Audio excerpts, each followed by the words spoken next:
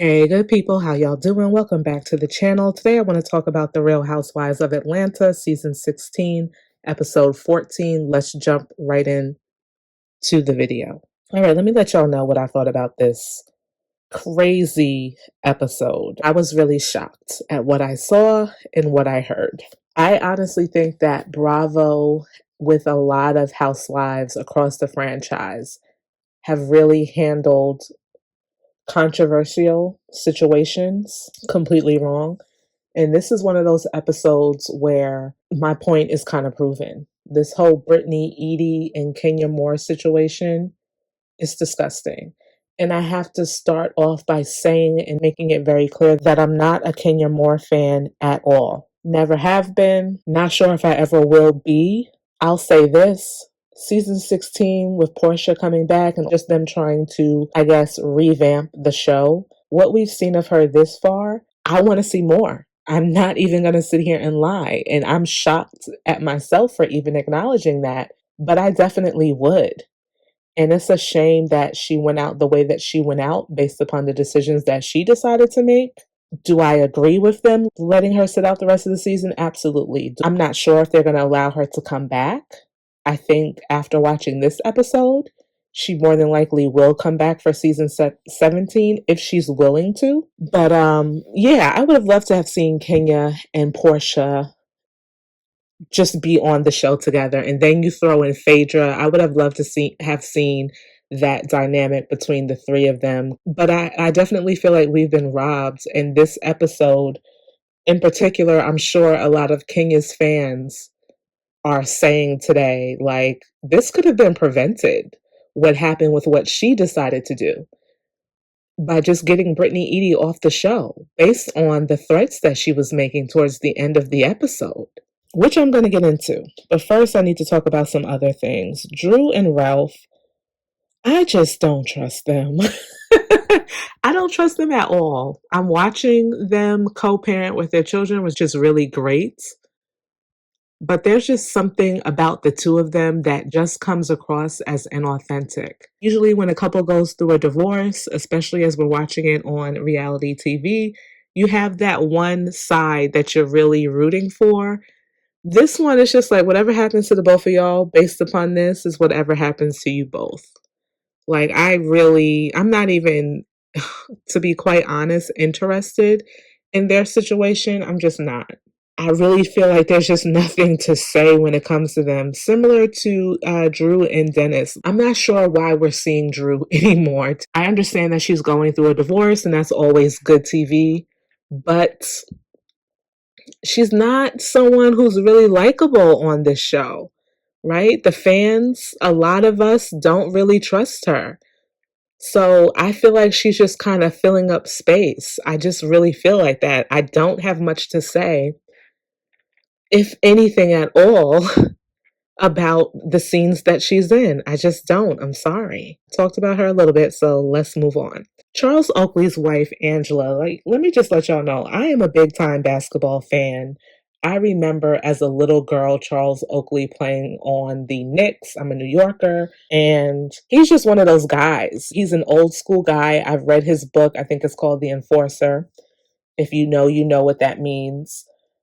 He's set in his ways. I think 100% what you see from him is what you get, the little bit that we probably will see from him on the show. Do I believe that he stepped out on his wife like everyone is saying? Absolutely. The evidence points to that. She named all of the children's ages and did not name his son's age, Charles Jr., which I'm wondering. I've never really done any background information on Charles Oakley. I did, like I said, read his book. I don't remember him mentioning he had kids at the time of the book. He might have. That was a while ago that I read it. But he does have a Charles Jr. I'm not sure if he has older kids. The speculation is that he stepped out on Angela. She tried to spin it. If you're a basketball fan, you know, especially here in New York, that whole thing that happened at the Garden with him. She tried to make it seem like that was the reason as to why they were having struggles in their relationship. No, girl. That sounds like it doesn't even actually sound like a good excuse. I think she could have did a little bit better. I think when you come on a reality TV show, that your best bet is just to be honest about these things, because now there are clips from Wendy Williams when she had her talk show talking about Angela basically suggesting that Wendy stay with her husband, even though he had an outside baby on her, because she was in a similar situation. And I did hear that Angela was saying Wendy had her information wrong. You're not at the time, even that this conversation that Wendy was having came about. This woman wasn't even somebody that people were watching. So, and I mean Angela when I say that. So why would Wendy be telling something that's not true back then? Now I could see now, after the episodes have aired, somebody getting on their talk show and saying something, right? But Wendy is not even on it like that right now. Like, her show is over. So that alone makes me feel like, girl, stop. She's telling the truth. Just own it. Say what it is, move on. We see and hear about this a lot. People decide to stay with their spouse and work it out. If that's what you decided to do, that's what you decided to do. Yes, she came with her own, but she didn't come with like Charles Oakley's own. You know what I'm saying? Like, he's in a different tax bracket, obviously, than she is, because she mentions when she goes out with Brittany that he supports her family. I said that to say that it's almost as if, girl, do you need him, or did you want to stay with him because of what he could offer you? More than likely. More than likely. You're going to make it work with this man because you want what he has. Let's just call a thing, okay? I'm not saying she doesn't love him. I'm just saying what it looks like, okay? So when she and Brittany are talking in the park, she also brings up that her mother and sister, she had shared things that were going on in the marriage with them, which resulted in her mother confronting Charles. Now, I know that this is Angela's first marriage, but she is a woman of a particular age. She has some wisdom to her. So, in my opinion, girl, you should know not to share certain things with your family members if you don't want them to feel a certain type of way about the person that you're with. That's just common sense, in my opinion. So the fact that she tells her mom, which is, that's her prerogative if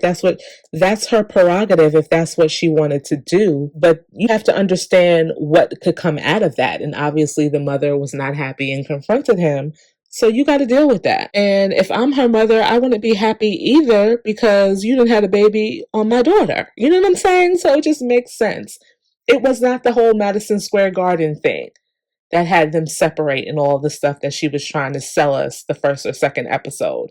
It was that this man stepped out on her. And she probably had some type of inclination as to what his extracurricular activities are, based on the fact that they lived in the same building. And she was kind of stalking him back then, asking the front desk, has he been around? Who's he with, type of thing. So that was already a red flag for me. Why are you doing that with somebody that you don't even know, that you're trying to get to know? Why are you concerned about what else they have going on that you're asking other people about? Get to know that person for yourself. But I kind of feel like she had that intuition telling her, maybe, someone of his age too, not married and all the things. He's Charles Oakley. People know who he is. I could see her trying to find out what's going on with him, because she might not 100% trust him. So that's what I got out of that conversation with her. So it was that this man stepped out on her. And she probably had some type of inclination as to what his extracurricular activities are, based on the fact that they lived in the same building. And she was kind of stalking him back then, asking the front desk, has he been around? Who's he with, type of thing. So that was already a red flag for me. Why are you doing that with somebody that you don't even know, that you're trying to get to know? Why are you concerned about what else they have going on that you're asking other people about? Get to know that person for yourself. But I kind of feel like she had that intuition telling her, maybe, someone of his age too, not married and all the things. He's Charles Oakley. People know who he is. I could see her trying to find out what's going on with him, because she might not 100% trust him. So that's what I got out of that conversation with her.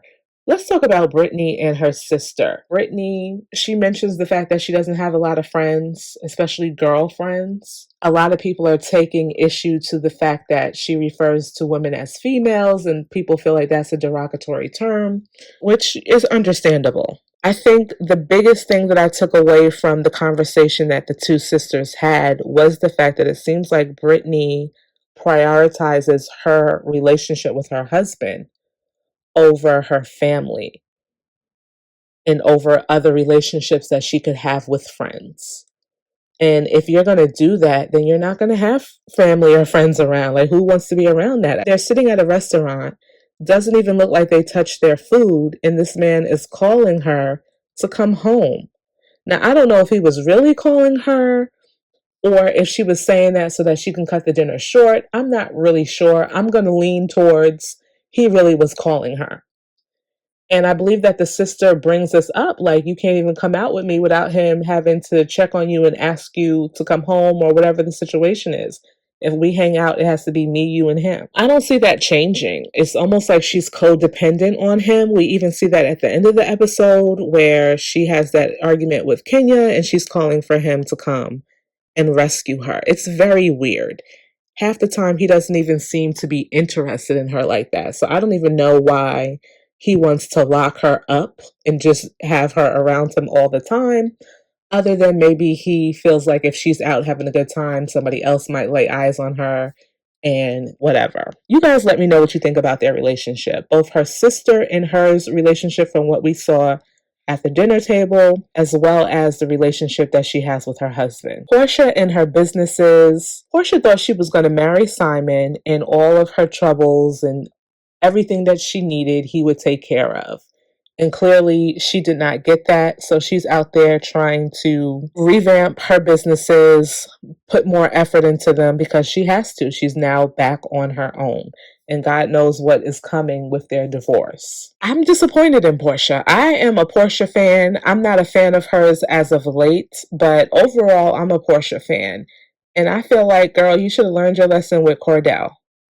You never rely on a man, in my opinion, to take care of you. Now, people want to talk about the natural order of things and whatever. That's great. But you need to learn how to have and make your own. And even if you are with somebody who has a lot more than you have, you need to still grind on your own. One thing for certain, two things for sure, I have just learned in life, just in general.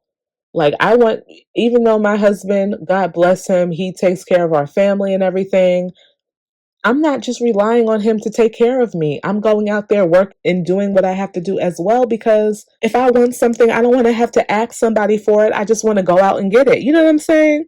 So I just don't understand why she put herself in another position where she's with someone and is solely relying on him. Like, she put her stuff on the back burner to just be Miss Simon Globadia.